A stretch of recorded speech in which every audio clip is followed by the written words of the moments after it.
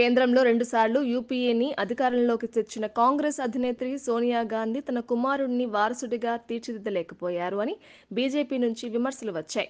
రాహుల్ గాంధీని పప్పు అని బీజేపీ నేతలు అదే పనిగా నోరు పడేసుకుంటున్నారు. దానికి తగినట్లుగానే కాంగ్రెస్ 2014, 2019లలో ఓటమి పాలైంది. లోక్సభలో ప్రధాన ప్రతిపక్షం అన్నది కూడా దక్కలేదు. దానికి తోడు వరుస విజయాలతో బీజేపీ అధికారాన్ని దక్కించుకుంది. ఆ టైంలో రాహుల్ గాంధీ ఏది మాట్లాడినా తప్పే అన్నట్లుగా బీజేపీ నేతలు వ్యవహరించారు. ఆయనకు గాంధీ కుటుంబీకుడు అన్న అర్హత తప్ప మరేమీ లేదని కూడా ఎద్దేవా చేశారు. అయితే 2019 నుంచి 2024 మధ్యలో రాహుల్ ఎదిగిన తీరు, తనను తాను మార్చుకున్న విధానం ఎంతో స్ఫూర్తివంతంగా ఉంది. రాహుల్ సామాన్య జనంతో కలిసిపోయారు. భారత్ జోడో యాత్రను 2 సార్లు చేసి సగానికి పైగా దేశాన్ని తన పాదాలతో కలిపేశారు. ఆయన ఈ యాత్రల ద్వారా ఎంతో నేర్చుకున్నారు. అలాగే జనాలకు కొత్త నాయకుడిగా రాహుల్ కనిపించారు.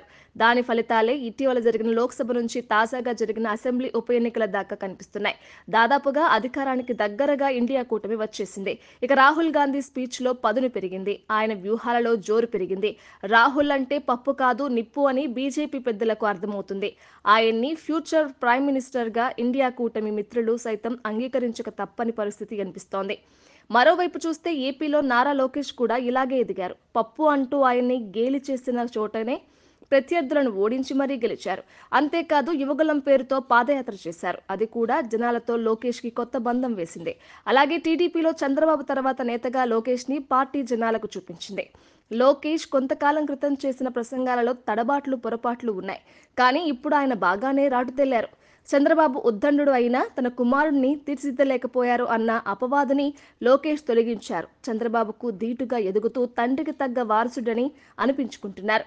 టీడీపీకి మరింత కాలం నాయకత్వం వహించేలా లోకేష్ లీడర్షిప్ క్వాలిటీస్ ని పెంచుకుంటున్నారు. మొత్తం మీద దేశంలో రాహుల్ గాంధీ, ఏపీలో నారా లోకేష్ ప్రత్యర్థులు విమర్శలు చేసిన చోటని ఆగిపోకుండా తామేంటో రుజువు చేసుకున్నారు.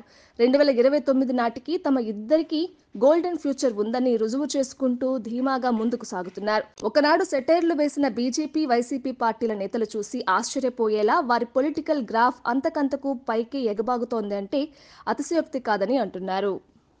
మరిన్ని అప్డేట్స్ కోసం మా కాయ్ టీవీని సబ్స్క్రైబ్ చేసుకోండి. మా వీడియో కనుక మీకు నచ్చినట్లయితే లైక్ చేయండి, షేర్ చేయండి. మీ విలువైన అభిప్రాయాలను కామెంట్ బాక్స్లో తెలియజేయండి.